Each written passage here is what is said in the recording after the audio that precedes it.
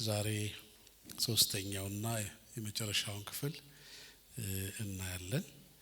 መጽሐፍ ቅዱስ የያዛችሁ ኤፌሶን መልእክት ምዕራፍ 5 ከቁጥር 18 ጀምሮ እናነባለን።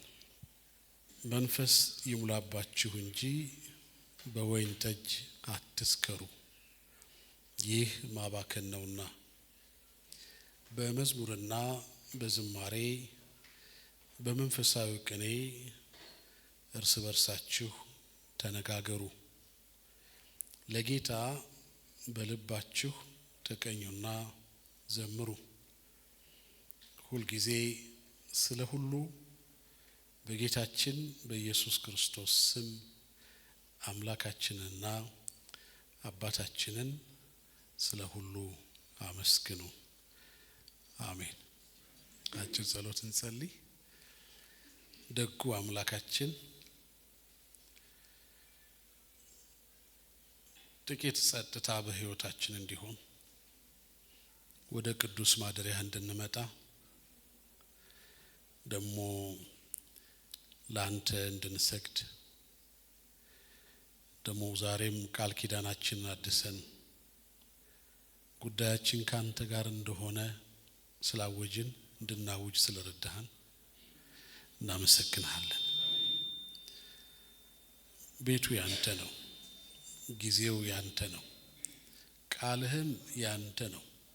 አንተ ደግሞ የሁላችን አባት ነህ፣ አስተማሪ ነህ።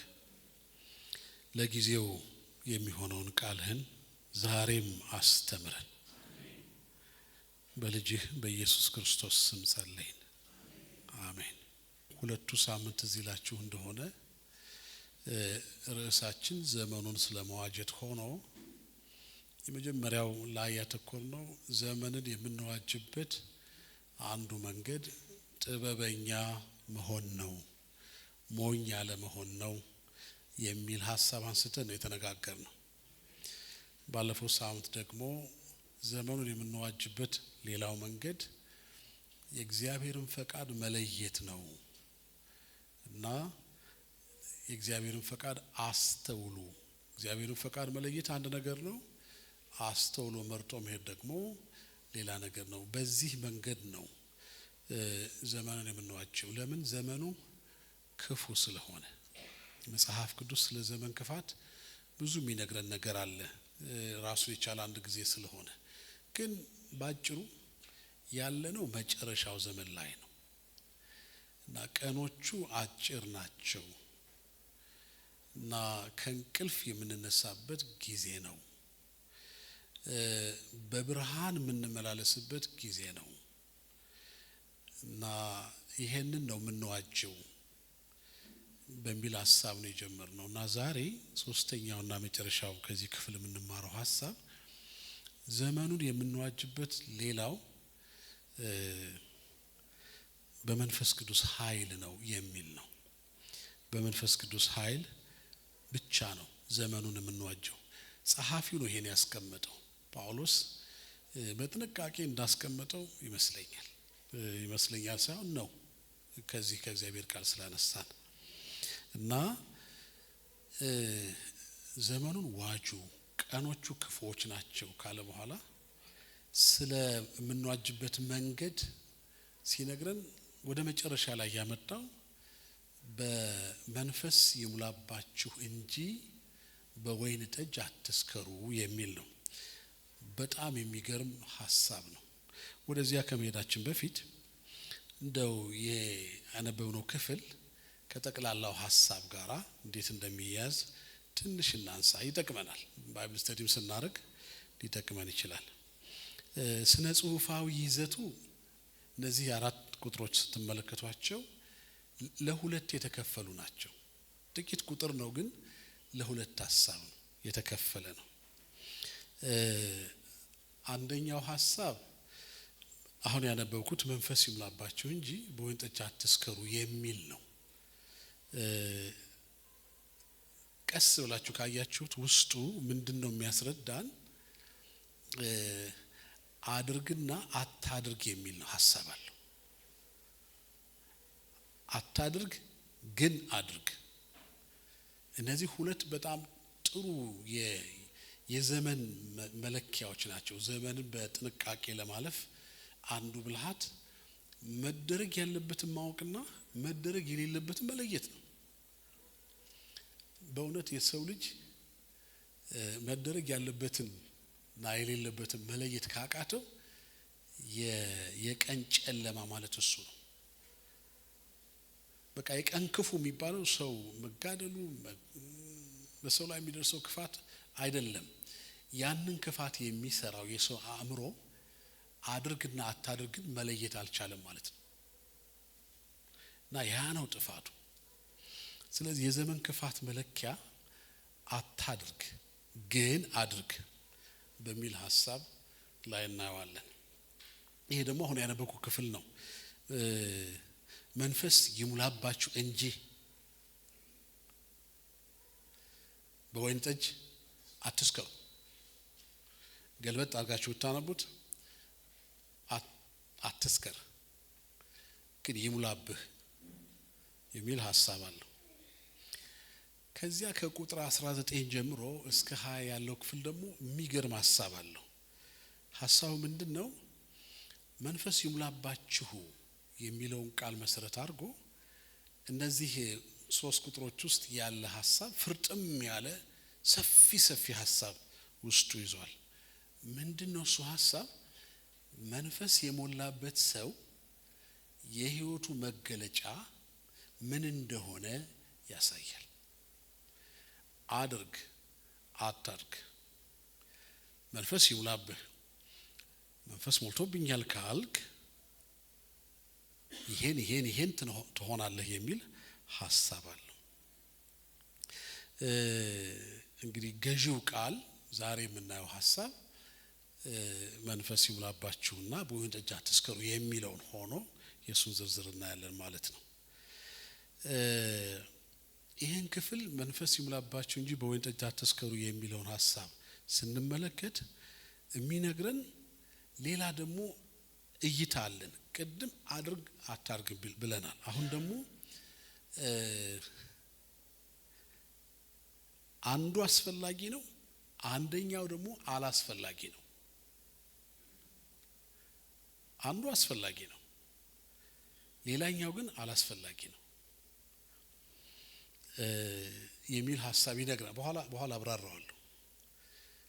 ይሄው ቃል ደግሞ ቀስ ብላችሁ ካያችሁት አንዱ ማባከን ነው፣ ኪሳራ ነው፣ አንዱ ደግሞ ህይወት ነው።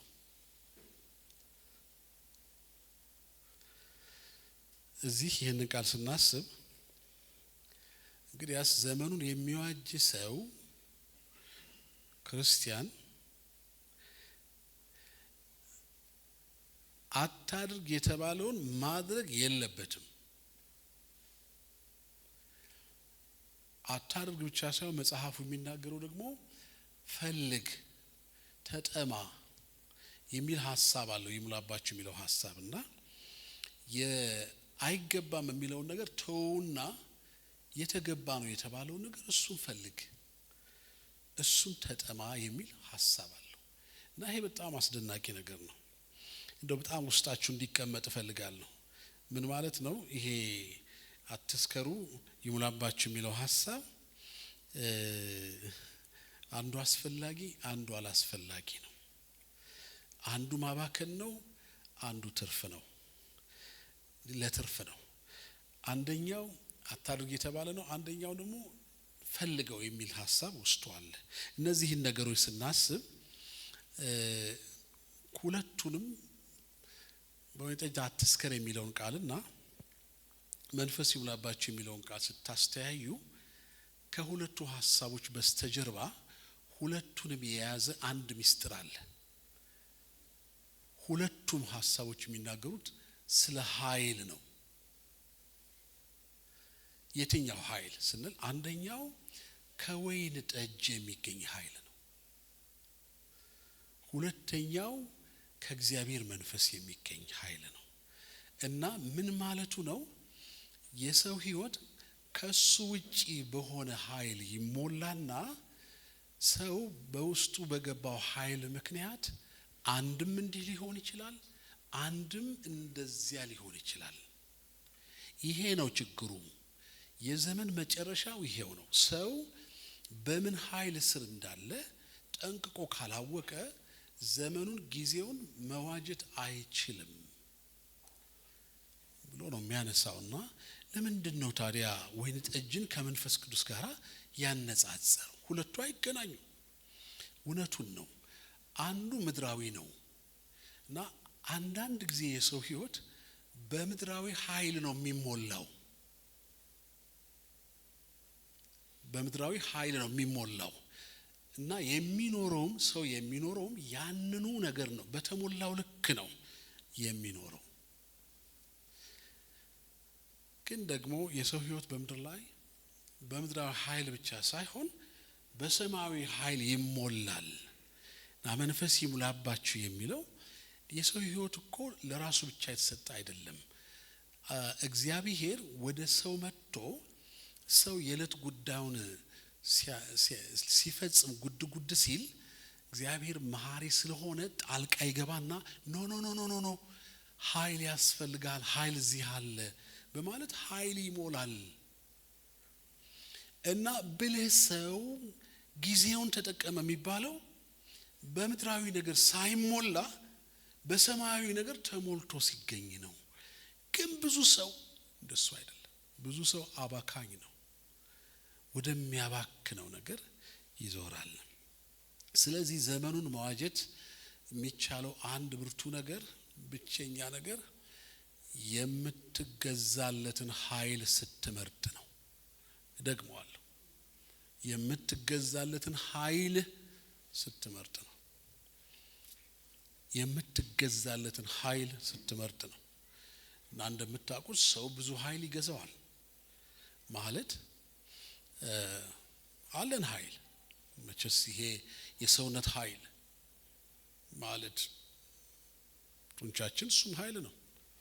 እንዴት እንዳገኘ ነው ባይታወቅም ዕውቀት ኃይል ነው። ገንዘብ ኃይል ነው። ስልጣን ኃይል ነው። ታሪክ ኃይል ነው ወዘተርፈ። እና ሰው ተደግፎ የሚኖረው በእነዚህ ኮተታም ነገሮች ነው። እነዚህ ነው ተንተርሶ የሚኖረው እና ኖርኩ ብሎ የሚያወራው እነዚህ ነገሮች ላይ ተለጥፎ ነው። እና ክፉና ደጉ መለየት አይችልም። በዚያ ኃይል ስላለ የሚፈልገው ስጋዊ እርካታን ብቻ ነው። ይሄ ሐሳብ አንዳንድ ጊዜ ክርስቲያኖችንም ይሟገታቸዋል፣ ይታገላቸዋል። አንዳንድ ጊዜ በስጋ ኃይል ለመደገፍ ይፈልጋሉ። በሌላ ጊዜ ደግሞ እኔ እኮ የእግዚአብሔር ነኝ ብሎ ደግሞ ለእግዚአብሔር እንዲህ እንደ አሁን የለም ዲጂታል ሰዓት ነው እዚህ የማየውና በፊት ግን እንዲህ ፔንዱለም የሚባል ሰዓት ቆጣሪ አልነበረም። ደቂቃው እንደዚህ የሚወዛወዝ እንደሱ አንድ ጊዜ ወደ ጌታ አንድ ጊዜ ወደሱ የሚሉ ጥሩ ክርስቲያኖች አሉ። በጣም ጥሩ ክርስቲያኖች በሁለት መንገድ በሁለት ኃይል የሚገዙ እንዴ ይላሉ እኮ ጌታ ይዞኝ ነው እንጂ ይሉና ስለ ኃይል ይናገራሉ። ኧረ እባክህ አንድ ወንጌላዊ ቁጭ ብለን ቢሮ በር ላይ የሆነ ቁጭት ተቆጭተዋልና አብረን እያየን አንድ የጭነት መኪና በአስፋልቱ አለፍ አለ። አዩና እንዲህ አሉ፣ እንደ ድሮ ቢሆን ይሄንን ጭነት መኪና አይንህ እያየ ላይ አድርሼ ፈጠፍጠው ነበር አሉ። በኢየሱስ ስም ምን ነው? አይ ድሮ እኮ ነው ያልኩህ፣ በድሮ አልኩ እንጂ አሁንማ ትተነዋል። ከዚያ ፈራኋቸው። ወንጌላዊ ናቸው። እንደው ሰው ድንገት ወደ ድሮ ሄዶስ ቢመጡ አንዳንዱ እኮ ሹልክ ብሎ ደርሶ ይመጣል አይደለ? ከዚያ አትፍራኝ አሉና ሰው የሚደገፍበትን ኃይል በጥንቃቄ ማሰብ አለበት። የጌታ ፈቃድ የሆነው ነገር የትኛው ነው? የትኛው ኃይል ነው? ለዚህ ነው ቅድም ይሄ የንጽጽር ቃል በጣም ውስጡ ጥልቅ ሚስጥር አለው። ይህ አንዱ ማባከን ነው፣ አንደኛው ለህይወት ነው። አይ አንደኛው የማይደረግ ነው፣ ብታረገውም ጥቅም የለውም፣ ባታረገው ይሻላል። ሌላኛውን ግን ማድረግ አለብህ። ብሎ ጳውሎስ ዘመንን ከመዋጀት ጋር አያይዞ የነገረን ኃይል የምትገዛበትን ኃይል ስትመርጥ ነው ይለናል። እነዚህ ነገሮች ብዙ ባላብራራም እንደው አትስከሩ ይላልና አሁን ደግሞ ጥሩ ጊዜ ላይ ደርሰናል። እግዚአብሔር ይመስገን። ሰው ሁሉ ሰካራም ነው። እግዚአብሔር ይመስገን። ክርስቲያኑን ጨምሮ በጣም ብዙ ሰው ሰካራም ነው። ጥያቄው ምንድነው ያሰከረው ነው እንጂ ብዙ ሰው ሰካራም ነው። እኔ ደስ ከሚለኝ ነገር አንዱ በጣም ከሚያስቀኝ ጊዜ ሰጥቼ ከማየው ነገር አንዱ ሰካራም ማየት ነው። ደስ ይለኛል እና ቆሜ አያለሁ፣ አልስቅም። ግን ደስ የሚለኝ ምንድነው የሰካራም አስተሳሰቡ ደስ ይለኛል። አሳው ደስ ነው የሚለኝ። ሊተንገዳግዱ እያያችሁት እናንተ ነይና ሰው አልነካም ይላችኋል። ልክ እኮ ነው ማለት ሐሳቡ ልክ ነው። ግን ተጣሙ ምን እየሆነ ነው? የሰው መስመር ገብቶ ነው የሚሄደው። ተጣሙ ግን ሐሳቡ ጥሩ ነው። ይሄ እንግዲህ ውስጡ የገባው አልኮል የሰውነቱን ሚዛናዊነት አሳጥቶት ነው እንደዚህ ሆነው። እና እኔ ደግሞ አሁን ብዙ ሰካራም አለ የምለው አልኮል ያልጠጣ ጥሩ የሚያስብ ጥሩ የማይኖር ብዙ ሰው አለ። ጥሩ የሚናገር የተናገረውን ከቶ ለመኖር የማይፈልግ የሰው ድንበር ውስጥ የሚገባ የሰው ህይወት ውስጥ የሚገባ የሰው ዓለም ውስጥ የሚገባ የሰው ነፃነትን የሰው መብትን የሰው መንፈሳዊነትን የሚጎዳ በጣም ብዙ ሰው ያለው አሁን ነው። የት? ቤተ ክርስቲያን ውስጥ። አይ ቲንክ በመንፈስ የሰከርን ሳይሆን እኔ አንድ አልኮል ያልሆነ ግን አስካሪ ነገር ገብቶብናል። ልለየው አልቻልኩም። እሱ ሁሉም ጥሩ የሚናገር ኑሮ ላይ ግን ሁሉም የለም። እና አሁን ይሄ መቼም መዘመራችን ጥሩ ነው። ከዘመርን በኋላ ግን አይደለንም ያ የሰማነውን ለመኖር ስንሞክር አናገኝም። ራሳችንን ተጣመን ነው የምንገኘው። ልክ ያልሆነ ነገር አለ። እና አትስከሩ የሚለውን ቃል ከወይን ጋር እንዳላያይዘው ያው በዚህ ጊዜ ስለ ወይን አይነሳም። ምክንያቱም ኮካም ስፕራይትም አብሮ ስላሉ። አቤት ኮካና ስፕራይት ሆነው የወይን ጓደኛ ሆነው በህብረት ወደ ውስጣችን እየገቡ ነው። እነሱ አልመጡም፣ እኛ ነን አምጧቸው ያልነው። ተደበላልቀን ደህና ነው የምንለው እኛ ነን። አደበላልቀን ደህና እኮ ነው እንላለን። ቆይቶ ግን እኛ ደህና አይደለንም። እነሱ ነገሮች ደህና ናቸው ሲሰሩ ሲዘጋጁ ስናዛቸው ምንም አይደለም። ከወሰድናቸው በኋላ ግን ደህና አይደለንም። እና ይሄን ነው እኮ የሚለው መጠጥ እኮ መጠጥን መጠጥ ያሰኘው ውስጥ ባህሪው ነው። ውስጡ የሰውን ነገር የሚቀይር አለው። እና ያ አይቆምም፣ ከመጠጡ ጋር አብሮ አለ። ምንም ማርጋችሁ የማስከሪያው መጠን ልትቀንሱት ብትሞክሩም አልኮሉ እንደሆነ አይጠፋም ይላሉ በዘርፉ ያጠኑ ሰዎች። እና በወሰዳችሁት መጠን ትቀየራላችሁ።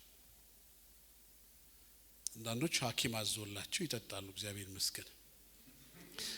አንዳንዶች ደግሞ ጓደኛ አዞላቸው ፓስተር ስለሚለማመድ ያው ፓስተሮቹ ማለት ዘግተው ይጠጣሉ ይባላል።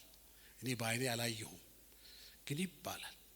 ያውም ክብድ ያለ ነው አሉ የሚጠጡት፣ የቀለል ያለውን አልኮል አይደለም። አይ ቲንክ ከዚያ የሚመጣ መገለጥ ሳይኖር አይቀርም። ከዚያ የሚመጣ ትንቢት ሳይኖር አይቀርም ብለን እንድንጠረጥር ያደርገናል። መጽሐፉ ግን እንዲህ ነው የሚናገረው። በክፉ ዘመን አንዱ አታርግ የተባለው ነገር አትስከር ነው።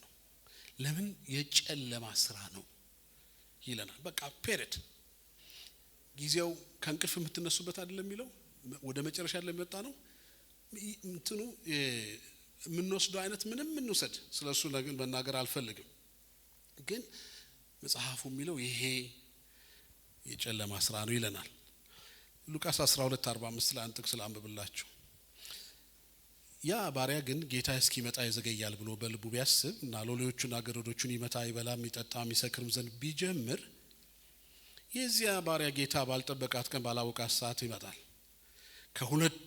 ከሁለቱም ይሰነጥቀዋል እድሉንም ከማይታመኑ ጋር ያደርገዋል ጌታ እስኪመጣ ብሎ ይዘገያል ብሎ ይልና መጽሐፉ ምንድነው በልቡ ቢያስብ እና የጌታውን ሰራተኞች ቢያንገላታ ይበላ ይጠጣ ይሰክርም ዘንድ ቢጀምር ጌታው ድንገት ይመጣል ሮሜ 13:13 ላይ እንዲህ የሚል ነገር ይናገራል በቀን እንደምንሆን እንመላለስ በቀን እንደምንሆን በዘፈንና በስካር አይሁን በዝሙትና በመዳራት አይሁን በክርክርና በቅንዓት አይሁን በቀን ከሆነን በዘፈንና በስካር ልንገለጥ አይገባንም በቀን ከሆነን በዝሙትና በመዳራት ልንገለጥ አንችልም በቀን ከሆነን በቅንዓትና በክርክር ልንገለጥ አንችልም እነዚህ ሁሉ ተደምረው የብርሃን ምልክቶች ሳይሆኑ በግልጥ የምንኖርበት ሳይሆን የጨለማ ስራ ነው አንያ ተሰሎንቄ ምዕራፍ 5:7 ይሄን ሐሳብ ያጠናክርልናል እንዲህ ይላል የሚያንቀላፉ በሌሊት ያንቀላፋሉ የሚሰክሩም በሌሊት ይሰክራሉ እነዚህ ነገሮች የጨለማ ስራዎች ናቸው ስለዚህ ጳውሎስ ይሄን ያነሳና በወይን ጠጅ አትስከሩ ይላል ይሄን ሲጽፍ ደግሞ በአላማ ነው የጻፈው ይሄ መልእክት በተጻፈበት ዘመን ይኖሩ የነበሩ የመካከለኛ ምስራቅ ነዋሪዎች ክርስቲያኖች ጠቅላላ ማህበረሰቡ በጣዖት አምልኮ የታወቀ ነው ለጣዖቶቻቸው መስዋዕት ከሚሰውት አንዱ መጠጥ ነው እና ያ እንደ ባህላቸው እንደ ሃይማኖታቸው ስርዓት መስዋዕት ከተደረገ በኋላ ለማለክቶቻቸው ከተሰጠ በኋላ የተረፈው ተሰብሳቢ በሙሉ እስከሚችለው መጠን ልክ እየጠጣ እየሰከረ ያልተገባ ነገር የሚያርግበት ዘመን ነው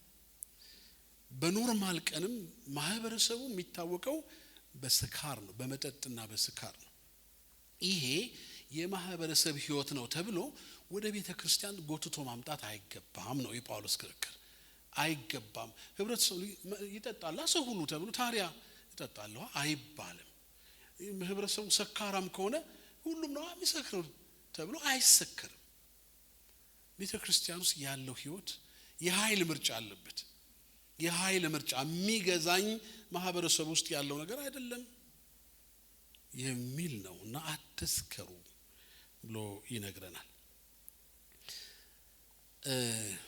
አንዳንድ ሰዎች እንዲህ ይላሉ አትስከሩ ማለት አትጠጡ ማለት አይደለም ይላሉ ትርጉም ነው እና ይሞክሩት እርሶም ይሞክሩ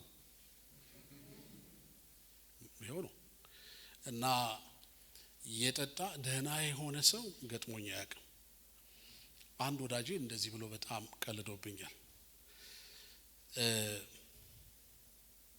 ራት የጋበዘኝ ሰው ከጋበዘ በኋላ ጓደኛውን ይጠብቃልና ወደ ጓደኛው የሚገኝበት መጠጥ ቤት ነው ይሄድ ነው እና እኔና ያ ሰው ስንመጣ ያዩ ሌሎች ቡና ቤት ውስጥ ያሉ ሰዎች እኛ ገና ቁጭ ስንል እነሱ ቢራ አዘዙልን ማለት ነው እና እኔ አልጠጣም ጠጥቼም አላውቅም እና መጡና ቶቶቶቶ ከፈቱ አረኔ አልኩ አትሞክርም ማለኝ የኔው ጓደኛ አሉ ጥሩ ጓደኞች አሉ በጣም ስታካብን ነው እንጂ ብለው ውስጥ የገባውን እውነት ድክም የሚያደርጉ ማን ያየናል ፓስተሩ አይንም ደሞ ይሄን ከጠጣን በኋላ ማስቲካም ብላለን አይደል ወይ ሆነ ምግብ እንወስድና ሽታችን ቀይራል ብለው ደህና ምክር የሚመክሩ ጥሩ ጓደኞች አሉ እና ጓደኛዬን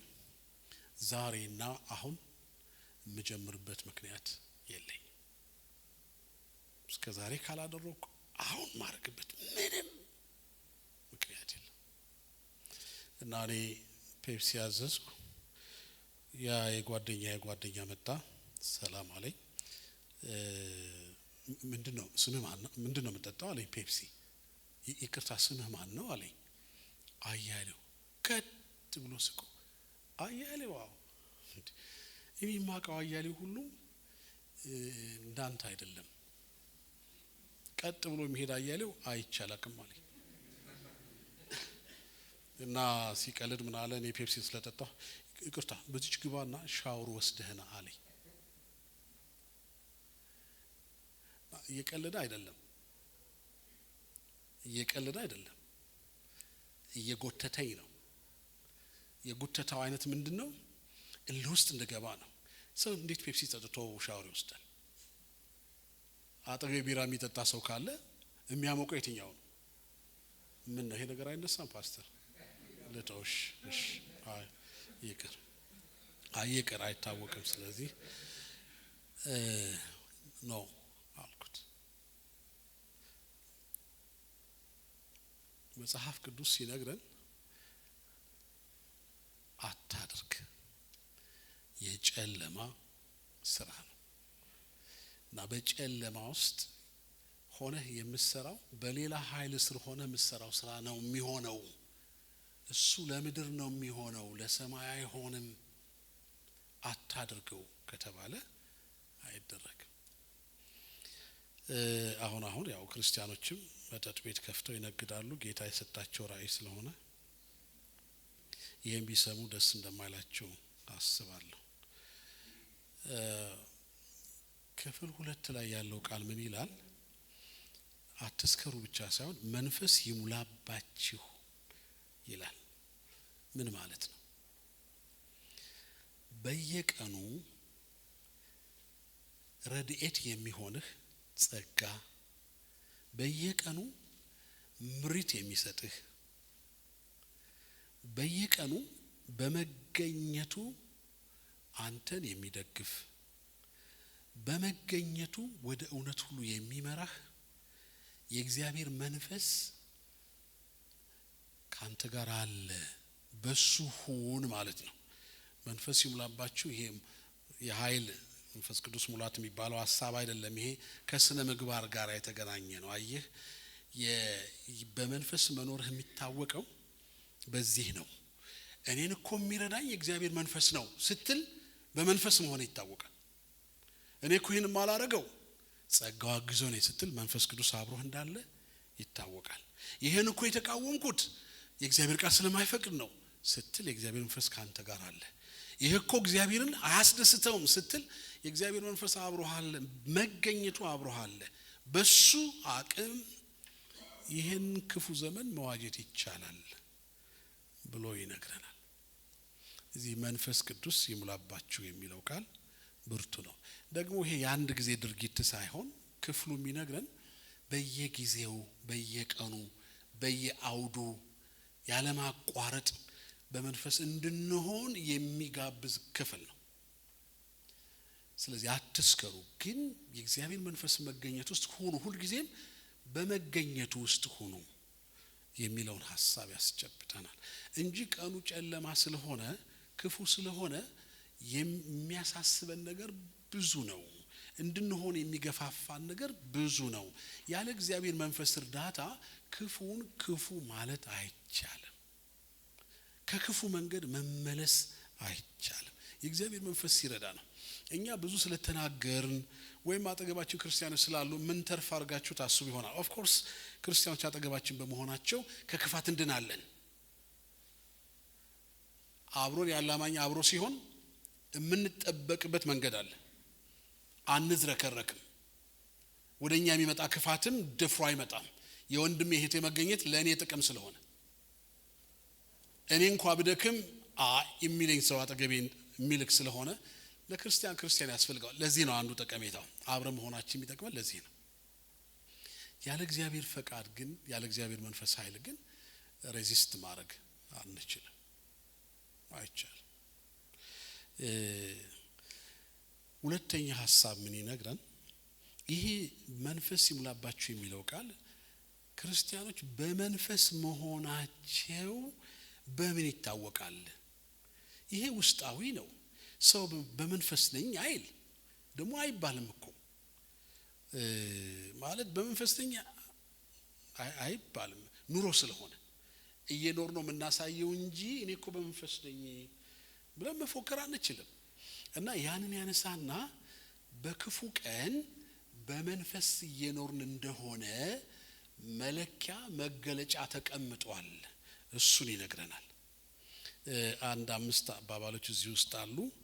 አንዱ ተነጋገሩ የሚል ሐሳብ አለ። ተነጋገሩ፣ ዘምሩ፣ ተቀኙ፣ አመስግኑ ብሎ ይነግረናል። እቺ መጨረሻው ሐሳብ ተገዙ የምትለው ቁጥር 21 ላይ ነው ያለችው። መጽሐፍ ቅዱስ አዋቂዎች እቺ 21 ቁጥር ወደ ላይ ከፍ ብትል ኖሮ ትክክል ነበር ይላሉ። ከ22 ጋራ ባትገናኝ ጥሩ ነበር፣ ሐሳቧ ወደ ላይ ነው ብለው ይሞግታሉ። ብንይዘው ይጠቅመናል። ተነጋገሩ፣ ዘምሩ፣ ተቀኙ፣ አመስግኑ እና ተገዙ ይላል። እና ሁሉም ቃላቶች የቀጣይ ናቸው። የሚያቋርጥ አይደለም። ትናንት ጀምሮ ዛሬ የሚቀጥል አይደለም ማለት የሚያቆም አይደለም። ትናንት አድርጌዋለሁ ብለን የምናቆመው ነገር አይደለም። ነገም ከነጎዲያም የምንቀጥለው ተግባራዊ የምናደርገው ነገር ነው። በመንፈስ ነን ካላችሁ ይለንና እነዚህን ነገሮች አድርጉ ይለናል። እና 3 መገለጫ ይነግረናል ማለት ነው። እና 3ቱንም ተራ በተራ አይተን እንጨርሳለን። በመንፈስ የተሞላ ህይወት ፍሬው ማረጋገጫው አንዱ የአምልኮ ህይወት ነው። የክርስቲያን አንዱ በመንፈስ የመሆኑ መገለጫ አምልኮ ነው። እነዚህ ያነገርኳችሁ 5 ቃላቶች ሁሉም የሚናገሩት ስለ ህብረት ነው፣ ስለ ጋራ ነገር ነው። በርካታ የመጽሐፍ ቅዱስ አዋቂዎች ምን ይላሉ? ይሄ ክፍል እንዲያውም ከአንደኛ ቆሮንቶስ ምዕራፍ 14 ጋር ይገናዘባል ይላሉ። እዚያም ላይ በጋራ ስትገናኙ፣ ስታመልኩ፣ ስትዘምሩ፣ ስትጸልዩ፣ ስትነብዩ እያለ ጳውሎስ ከቁጥር 26 ጀምሮ የሚያነሳቸው ብዙ በርካታ ሐሳቦች አሉ። ከዚያ ጋር አብሮ ይሄዳል ብሎ በጋራ ስንሆን አንዱ ህይወታችን ይሄ ነው። መነጋገር ነው። ቆድሮማ እንነጋገራለን፣ ሰላም እንባባላለን ማለት አይደለም። ተሰብሰቡና አንድ ንግግር ይኖራችሁ እና ንግግራችሁም ይሁን አምልኳችሁ ይሁን። አምልኮ የፕሮግራም አይነት አይደለም። አምልኮ የቅዱሳን ንግግር ነው። ቅዱሳን ተሰብስበው ይነጋገራሉ። ምን እያሉ? ለእግዚአብሔር እየዘመሩ። ንግግራችን እግዚአብሔር ነው። ዝማሬያችን እግዚአብሔር ነው። ቅኔያችን እግዚአብሔር ነው። ተነጋገሩ የሚለው ቃል አምልኮ ህይወታችሁ የእግዚአብሔር ክብር መገለጫ ይሁን። ተነጋገሩ። በዘመን ክፋት 2 ነገር ነው ማምለጫው። በመንፈስ ቅዱስ ኃይል መሆን ነው ዋናው። በመንፈስ ቅዱስ ኃይል መሆን መገለጫው አንዱ አብሮ መሆን ነው። አብራችሁ ስትሆኑ ተነጋገሩ፣ ዘምሩ እና ተቀኙ። ይሄ እዚያ ላይ ብዙ ትንታኔ የሚያስፈልገው አይመስለኝም። ምክንያቱም አንዳንድ ጊዜ አተረጓጎሞች ሊያዩ ስለሚችሉ። ግን ዘምሩ፣ ተቀኙ ማለት ለእግዚአብሔር ተቀኙ፣ ስለ ክርስቶስ ተቀኙ እና ለክርስቶስ ቅኔ አምጡ። ንግግራችሁ እሱ ይሁን። ስትገናኙ ሌላ መነጋገሪያ አይኑራችሁ። ፕሮግራም አታርጉት። ስብሰባችሁን ፕሮግራም አይደለም፣ ንግግር ነው። እግዚአብሔር እየጠራችሁ ነው የምትነጋገሩት። ክርስቶስን ማዕከል አድርጋችሁ ነው የምትነጋገሩት። የምትቀኙለት አለ፣ የተገዛችሁለት ጌታ አለ። እሱ ማዕከል አድርጋችሁ ተነጋገሩ። ክፉ ዘመንን ማምለጥ የሚቻለው በእንዲህ አይነት መንገድ ነው፣ አብረን ስንዘምር ነው የሚል ሐሳብ አለ። እርግጥ ይሄ ኤፌሶን ቤተክርስቲያን ይሄ መልእክት በተጻፈበት ጊዜ ያው ስደት ላይ የነበረች ቤተክርስቲያን ነች። ግን ጳውሎስ ያውቃል ያንን መነጋገር፣ ክርስቲያናዊ ንግግር ወንድም ከወንድሙ ጋር ሲገናኝ ሌላ ንግግር የለውም። አሁን ግን ሞልቷል። ታውቃላችሁ፣ ስንገናኝ ንግግራችን ያው በእጃችን ነው።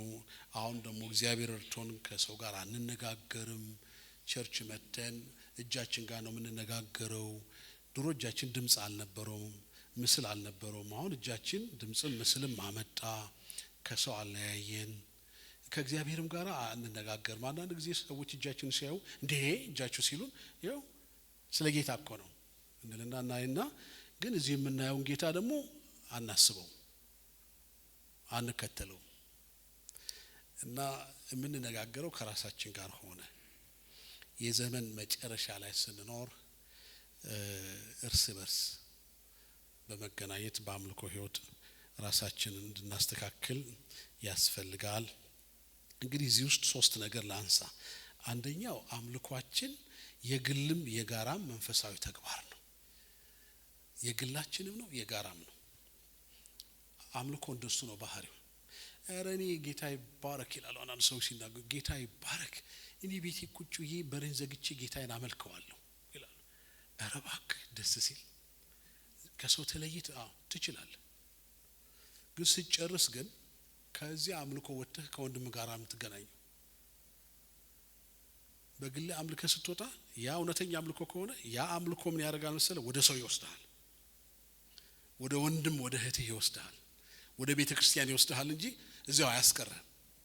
ለዚህ በግል አመልካለሁ የሚል ሰው ያምልክ፣ ግን ይምጣ የአምልኮ ኃይሉ ከዚህ አምልኮ የሚያገኘው ኃይል ወደ ሰው ነው የሚወስደው፣ ወደ አደባባዩ ነው የሚያወጣው፣ አያስቀረውም። ስለዚህ አምልኳችን ማህበራዊ የሚሆነው ለዚህ ነው የምንመጣው። ቤተ ክርስቲያን ስለጠራችን አይደለም። እኔ በቤቴ ጸልዬ ስመጣ እናንተ ጋር ሰው ደግሞ ጸልያለሁ፣ ስትዘምሩ ስትጸልዩ ሳይ የኔ መንፈስ ደስ ይለዋል፣ ወደ ጌታ ልቤ ይቀናል። አብሬያችሁ መሆኔ ለኔ ጥቅም ነው። ስለዚህ በጋራ ማምለክን ወድጄ እፈልገዋል። አምልኮ የግልም የጋራም ነው። ሁለተኛ ስንገናኝ ልዩ ልዩ መልእክቶች አሉ፣ ልዩ ልዩ መልኮችም አሉ። አንደኛው ሙዚቃ መሳሪያ ይዘምራል፣ አንደኛው ድርሰት ይደርሳል፣ አንደኛው ዜማ ያወጣል፣ ስለ ጌታ ይቀኛል። አንዱ ውስጥ ያለውን ጸጋ ይካፈላል። ሶስተኛ ንግግራችን ዝማሬያችን ራሱ የጌታን ስራ መነሻ ያደረገ ነው። መቼስ ዘፈን ቢሆን አጠገባችን ያለውን ሰው እያየን እያመሰገን እንደው አፍንጫ ረጅም ነው፣ እግርህ ደግሞ ረጅም ነው፣ ቀጭን ነው፣ ሰውነት ደልዳላ ነው፣ እንደው ደስ ትላለህ ብለን ስለሱ መቀኘት እንችላለን። ወይም ጸጉርሽ ረጅም ነው አይነት ነገር ብለን ደግሞ ሆድዬ አንጀቴ ልንል እንችላለን ዘፈን ቢሆን። ግን ቤተ ክርስቲያን ውስጥ የለም። ስንገናኝ መነሻችንና መድረሻችን አንድ ነው፣ ጌታ እግዚአብሔር እንላለን። የትም ዞረን ጌታ ሆይ፣ ስንጨርስም በሱ ስም፣ ስንሄድም በሱ ስም ነው እና መነሻው መድረሻው ጌታ ነው አምልኳችን። እና ይሄ መነሳት የለበትም። ሁሉን አድርገን ጌታ ካልከበረ አደጋ ላይ ነን። ሁሉ ተቀነባብሮ ጌታ ካልተጠራ፣ ማዕከሉ ጌታ ካልሆነ አደጋ ነው። ማዕከሉ ጌታ መሆን አለበት። በዚህ ነው ክፉ ዘመንን መዋጀት የሚቻል። በመንፈስ የሚመላለስ ሰው አምልኮ ላይ ሲሪየስ ነው መሆን ያለበት የሚለውን ያስጨብጠናል። ሁለተኛውን ሐሳብ ላንጣ። ሁለተኛው ሐሳብ እዚሁ ክፍል ላይ ያለ አመስግኑ የሚል ቃል እናገኛለን። ቀኖቹ ክፉዎች ናቸው፣ ዘመኑን ዋጁ ይልና ስለ ሁሉ አመስግኑ። ያው በክፉ ቀን ምን ደህና ነገር አለ? በክፉ ቀን በሰው ውስጥ የሚታየው ትልቁ ነገር ሰው እጅ ያለው ነገር ሳይሆን ወደ ሰው ህይወት የሚመጣው ነገር ነው ከባዱ። ሰው ይሞላል፣ በጣም ነው የሚሞላው። ያያል፣ ይሰማል፣ ያስባል፣ ያገናዝባል እና ወደ ውስጡ የሚያስገባቸው በጣም ብዙ ጉዳዮች አሉ። አንዳንዶቹ ደህና ጉዳዮች ናቸው፣ አብዛኞቹ ግን ክፋትና ኃጢአት ያለባቸው ናቸው። ብዙ ሰው በክፉ ዘመን በክፉ ጊዜ ተጨናቂ ነው። ዛሬ ዜና ስሰማ በእኛ ሀገር በህዝባችን ውስጥ ከመቼውም ጊዜ በላይ አሁን በርካታ የአእምሮ ህመምተኞች መኖራቸው እየተነገረ ነው። እና ተንታኙ ምንድነው ያሉት? ይሄ የምናየው የምንሰማው ነገር ወደ ውስጣችን ገብቶ ይሞላናል አሉ። ደስ አለኝ። ለካ ሰው ሁሉ እየተሞላ ነው የሚኖረው። እየተሞላ ነው፣ አእምሮ እየተሞላ ነው፣ የምትመገበው እየተሞላ ነው። ከዚያ ነው የሚወጣው የምትሰራው፣ የምታስበው፣ የምትሰራው ነገር፣ የምታረገው ነገር እና የሚሞላህ ምንድነው ነው። እና በክፉ ቀን መቼስ ሰው የሚሞላው ምንድነው? ምሬት ነው ውስጡ የሚሞላው። ብስጭት ነው ውስጡ የሚሞላው። የበታችነት ስሜት ነው። ማጣት፣ ብቸኝነት ነው ውስጡ የሚሞላው። እና በጎ ነገር ማየት አይችልም። በክፉ ቀን የብዙ ክርስቲያኖች ፈተና ይሄ ነው። በክፉ ቀን በጥንት ቤተክርስቲያን ልምድ ውስጥ ክፉ ቀን የሚባለው እያንዳንዱ ቀን የመከራና የስደት ነው። የስራት፣ የግርፋት፣ የመበተን፣ የመገደል ጊዜ ነው። እንደኛ በአማራ አዳራሽ የመኖሪያ ጊዜ አይደለም። እያንዳንዱ ሰው የሚኖረው በስደት አውድ ውስጥ ነው። ያገኘው ሁሉ ሊገለው ይችላል፣ ሊያስረው ይችላል፣ ሊሰይፈው ይችላል አንገቱ። ኢየሱስ ጌታ ነው ትላለህ አትልም ተብሎ ይሰየፋል። ሌላ ጥያቄ የለም። የቤተ ክርስቲያን ምን አባል ነህ የሚባል ነገር የለም። ኢየሱስ ጌታ ነው ወይስ ቄሳር ጌታ ነው? ለይ። ኢየሱስ ጌታ ነው ካለ ይሰየፋል። እያንዳንዱ ቀን የመከራ ቀን ነው። ተረጋግቶ ኑሮን የማሳደግ በኑሮ የመንደላቀቅ በራእይና በፕሮግራም በምክርና በአጀብ የመሄድ የመዘርጋት ጊዜ አልነበርም። እንኳን ያኔ ዛሬም እንደሱ አይደለም። ብዙዎቻችን ውስጥ ያለው የተሞላ ነው አስጨናቂ ነገር ነው። እና በአስጨናቂ ጊዜ ክርስቲያን ምንድነው መሆን ያለበት? አመስጋኝ መሆን አለበት። ርቦት ይሄ ራስን ማታለል ነው አይደለም። አጥቻለሁ፣ የሚሰጠኝ ፈልጌ ነበር፣ ጌታዬ የሚሰጠኝ አጣሁ፣ ግን አመሰግናለሁ ነው እኮ። እንደው ይሄ የሚረዳ ሰው በሌለበት ቦታ እንደው እያለ መበሳጨት አይደለም፣ ሌላ ነገር ማሰብም አይደለም። ለመስራት እናስባለን። የምንሰራው መንገድ ማለት ስራ መንገዱ አይታየንም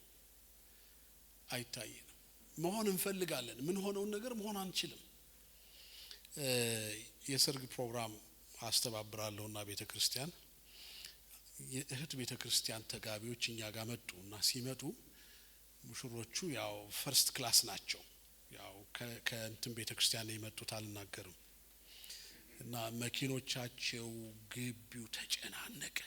እኔ ደግሞ ያን ቀን በአቅሜ ልክ ዘንጫለሁ። ነጭ ሹራብ ነው ያረኩት፣ ጥቁር ሱሪ አርጌያለሁ፣ ነጭ ጫማ አርጌያለሁ። ልክ ነኝ አይደል? በራሴ ልክ ነኝ። በሰው ልክ አይደለሁም። ማን በራሴ ልክ ነው። እና የመጡት ሁሉ በሱፍ የተጠለቀለቁ ናቸው። እህቶችና እናቶች ልነግራቸው አልችልም። ግቢው ቀውጥ ሆነ። እና አንደኛው ወንድም መጣና እንዴት ነህ አለኝ። ሲያወራኝ ራሱ አወራሩ ደስ ይላል። የቄስ የደና እንደምን ሰላም ነህ አለኝ። ቢነግረኝ ለጆሮዬ ነው፣ ግን ጆሮዬን ገባኝ፣ መልእክቱ ገባኝ። እና እኔ ሳይነግሩኝ ይገባኝ ኑሮዬን ስለማውቀው። እና አንድ ቦታ ሄጄ አለኝ። አሁን በምሳሌ ሊነግረኝ ነው፣ ባይነግረኝም ገብቶኛል። እና አንድ ቦታ ሄጄ ጃኬት ለብሼ ሄድኩ እና እነሱ የጠበቁት ክራቫት ያሰረ ሰው ነው አለኝ። እና ደርሼ ሳያቸው በግሩፕ 1-4 ሆነው ይጠብቃሉና ይንጎራደዳሉ። እኮ ደርሻለሁ፣ እዚህ አውቶቡስ መናኸሪያ ወርጄ እያየኋቸው ነው አላወቁኝም አለ። ያዩኛል ግን አልገመቱም። ምክንያቱም በሱ ልክ እዚያ የተጠራ ሰው ክራቫት ያስራል ብለው ነው የገመቱት። እና አላረኩም። ደህና ናችሁ ስላቸው ሰላም አሉኝ። ምን እየሰራችሁ ስላቸው እንግዳ እየጠበቅን። ማን የሚባል ከሌ እኔ ነኝ ስላቸው ደነገጡ አለ። ደነገጡ ብሎ ነገረኝ። ገባኝ ምን ማለት ነው። እዚያ እሱን አይቶ ነው የደነገጡት። አጠገብ ያለው ሰው ደግሞ እኔን አይቶ ነው የደነገጠው ማለት ነው። እና ብዙ እንዳይሄድ ፈለኩና ልክ ነህ፣ ማወቅና መቻል ይለያያሉ። እኔ ምን መሆን እንዳለብኝ ማንም ሊነግረኝ አያስፈልግም። ስለራሴ አውቃለሁ። ከማንም በላይ ሞኝ አይደለሁም። ግን ስችል ነው የምሆነው። ልድገመው፣ ስችል።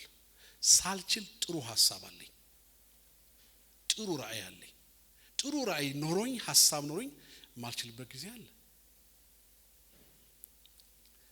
ማወቅና መቻል ይለያያሉ አልኩት። ምን ማለቴ ነው? ከነገርከኝ አንተ ችሎታ ካለህ ችሎታን አካፍለኝ ማለቴ ነው። እኔ ደግሞ እሱ ደግሞ ገባውና ፈገግ ተባብለን ተለያየን ማለት ነው። በሁሉ አመስግኑ። ሁለት ነገር እዚህ ጋር ማንሳት አለብኝ። አንዱ በምንም ሁኔታ የማያቋርጥ ምስጋና ይኑራችሁ ማለት ነው። ቀኖቹ ክፉዎች አይደሉም፣ ጊዜው አጭር አይደለም። ከአጉረምራሚነት ይልቅ አመስጋኝነት ይሻላል። አጉረምራሚነት ጤናንም ያውካል።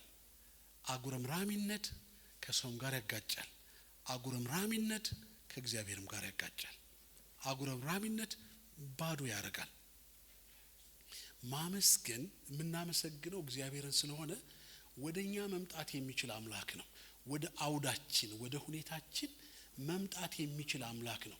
የለኝም አመሰግንሃለሁ ካልኩት በቂ ነው። ያውቃል ምንም አያውቀው ነገር የለም። ርቦኛል ግን አመሰግንሃለሁ ስለው ይወደኛል፣ አይጠላኝም፣ ይረዳኛል። ከፈለገ መንገድ ፈልጎ ይመጣል፣ ባላሰብኩት መንገድ ይመጣል። የማያምነውን ሰው ይሄ ስስታሙን ሰው አስለቅቆ ይሰጣል።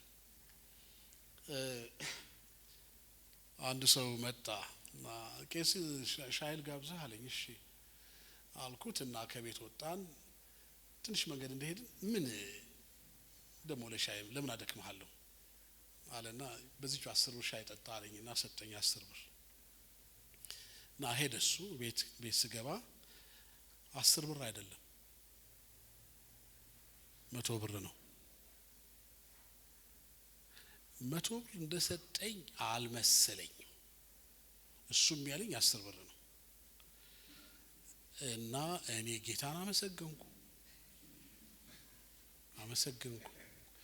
እና ምን ሆነ መሰላችሁ? በሶስተኛው ቀን የሱን እጮኛ አገኘኋት እና ምከርልኝ ይሄን ሰው አለች። ምን ነው? በሄደበት ብር እየጣለ አለች። እና የት ጣለ ማለት? አሁን ሰሞኑን የሆነ ቦታ 100 ብር ጥሎ ነው የመጣው አለች። አልተናገርኩም። እኔ ለምን እናገራለሁ? አልናገርም። ለምን ብትሉ 10 ሰጥቶኛል፣ እሱ ነው የሰጠኝ። 90 የማን ነው? 90 የማን ነው? ምን ነው ፈራችሁ? እኔ እኮ ነው ይሄ ብዬ የገረመኝ ነገር ያን ያህል ሊሰጠኝ አልፈለግም።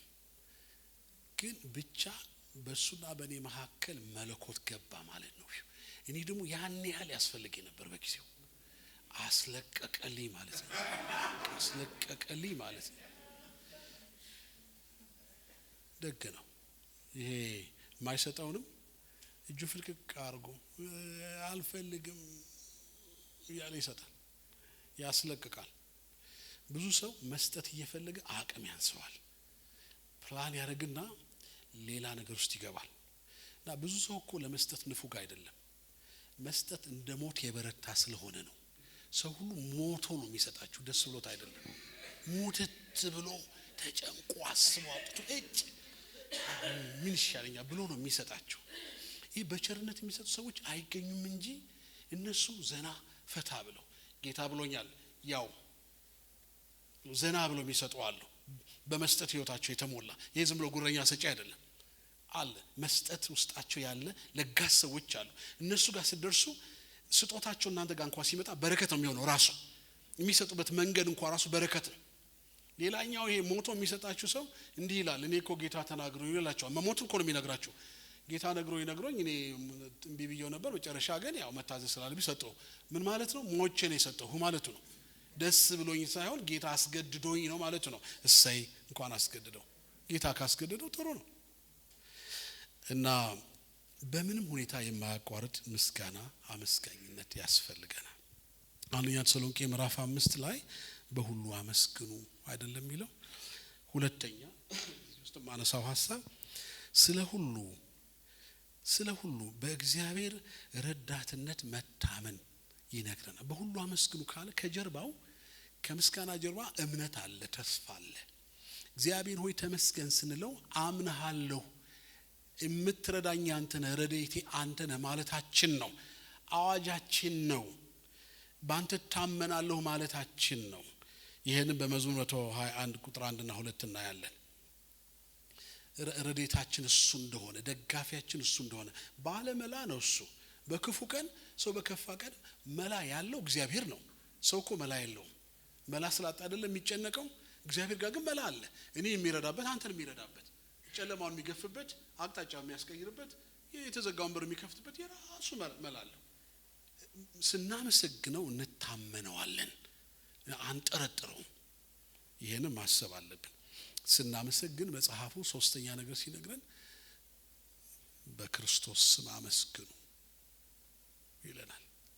ዝም ብሎ አመሰግናለሁ ሳይሆን በክርስቶስ በልጅ በኩል ነው ማመሰግነህ ካል ልጁ መሐከላችን ከሆነ ምን ያሳየናል? እግዚአብሔር ከኛ ጋር በፍቅር አለ ማለት ነው። ልጁን አይደለም በፍቅር የሰጠን፣ በልጁ ስም ስናመሰግነው ፍቅሩን እውቅና እንሰጣለን። እሱም እግዚአብሔር የልጁ ስም ተጠቅሷልና የኛ ምስጋና በጣም በደስታ ይቀበላል። ለምን እንደምንወደው ያውቃል። ልጁን ሰጥቶ ወዶናል። ልጁን አግኝተን እንወደዋለን። ይሄ ነው ሚስጥሩ። በዚያ ውስጥ ሆነን እናመሰግናለን። አመስግኑ ይለንና እንደው ሶስተኛውን ሐሳብ አንስቼ ልጨርስ። ሶስተኛው እቺ ቁጥር 21 ነው። ቅድም አላነበብኳትም ግን አንዳንድ ትርጉሞች ላይ እንደሱ ስለሚል መንፈስ ቅዱስን የተደገፈ ሰው መንፈሳዊ ህብረት ያደርጋል።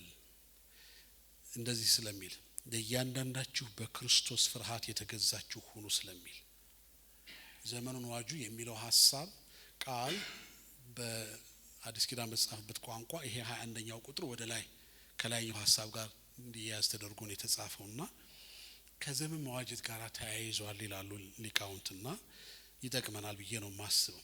ታዘዙ። ዘመን ክፉ ከሆነ እርስ በርስ የምታመልኩ የምታገለግሉ ከሆነ ለእርስ በርስ የተገዛችሁ ሆኑ። እንግዲህ የመገዛታችን መገለጫ ሁለት ነው። እሱን አንብቤ ይጨርሳለሁ። አንደኛው ምንታዘዘው ክርስቶስን ማዕከል አድርገን ነው። ለክርስቶስ ስንል ለወንድማችን ለእህታችን እንታዘዛለን ማለት ነው። ሁለተኛው ስንታዘዝ ተገደን ሳይሆን በፈቃዳችን ላይ ተመስርተን ክርስቶስን በመፍራት እንታዘዛለን ማለት ለማን? ለእርስ በርስ ማለት እርስ በርሳችሁ ተዋደዱ፣ ይቅር ተባባሉ፣ ተገዙ የሚሉ የአዲስ ኪዳን መመሪያዎች ብዙ አሉ። ልክ ያው ሐሳብ ነው እዚህ ጋር የመጣው። የዘመን መጨረሻ ላይ ያለን እና እኛ እንግዲህ ይሄንን ዘመን ክፉ ዘመን የምንዋጅበት አንዱ መንገድ በመንፈስ ቅዱስ ኃይል ስር መሆን ነው እና በመንፈስ ቅዱስ ኃይል ስር ስንሆን መገለጫው አብሮ ማምለክ ነው። መገለጫው አመስጋኝነት ነው። መገለጫው ለእርሱ ተገዥ መሆን ነው። ለእርስ በርስ ተገዥ መሆን ነው። እግዚአብሔር በዚህ አስቸጋሪ ዘመን ሰው ሁሉ በብዙ ምክንያት ልቡን ዘግቶ በፍርሃትና በጥርጥር ባለመተማመን ኢቭን ቤተክርስቲያን ውስጥ በሚኖርበት በዚህ ጊዜ ትልቁ ኃይላችን እንዲህም ሆኖ የዘመን ክፋት እንዲህም ሆኖ እኛ ሌላ አይገዛንም፣ ሌላ ኃይል አይገዛንም፣ በሌላ ኃይል አንሞላም። ምንገዛው በመንፈስ ቅዱስ ኃይል ነው ካወጅን ከተናገርን ይህን ዘመን እናልፋለን። ግን ከመንፈስ ቅዱስ ተገዥነት ፈንገድ ስናደርግ ግን ምድራዊ ኃይል ይጫጫነናል። ያኔ እንበታተናለን፣ ያኔ እንለያያለን፣ ያኔ እንጎዳዳለን፣ ያኔ ይቅር አንባባልም፣ ያኔ እንጠላላለን፣ እንጠላለፋለን። ይሄ የኛ ህይወት አይደለም፣ የቅዱሳን ህይወት አይደለም። የክርስቶስ መንፈስ በእኛ ጋር ካለ እንቀራረባለን፣ እንነጋገራለን፣ አንዱ ለአንዱ ይገዛል፣ አብረን እንዘምራለን፣ እንጸልያለን። እና ቃል ኪዳናችን መሆን ያለበት በዚህ ክፉ ዘመን በቃ ሌላ አይገዛኝም፣ ለሌላ አልገዛም፣ ሌላ አይሞላኝም። የእግዚአብሔር መንፈስ የሚሞላው ሰው ሆኜ መኖር እፈልጋለሁ ብለን በየግላችን ብርቱ ጸሎት እየጸለይን የምናመልጥበት ዘመን ነው። ሌላ አይገዛኝም። ይሄ የግል ውሳኔ ነው። የማህበራዊ ሌላ አይገዛኝም። ወንድሞቼ እህቶቼ ሊንሸራተቱ ይችላሉ፣ ሊወድቁ ይችላሉ፣ ይሄዱ ይችላሉ። ጻድቅን አይቼ መከተል እችላለሁ። መንገዱ ጠማማ ከሆነ አልከተለው። መንገዱ መልካም ከሆነ ምሳሌውን እከተላለሁ። የሱ መንገድ ጠማማ ከሆነ አልከተለው።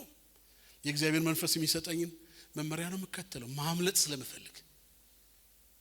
ለዚህ ጌታ ሆይ በመንፈስ ሙላኝ፣ በዚህ እንድገለጥ አግዘኝ ብለን ህይወታችን ለጌታ ከሰጠን ይህን ዘመን እናልፋለን። ጌታ ይርዳን። እንጸልይ።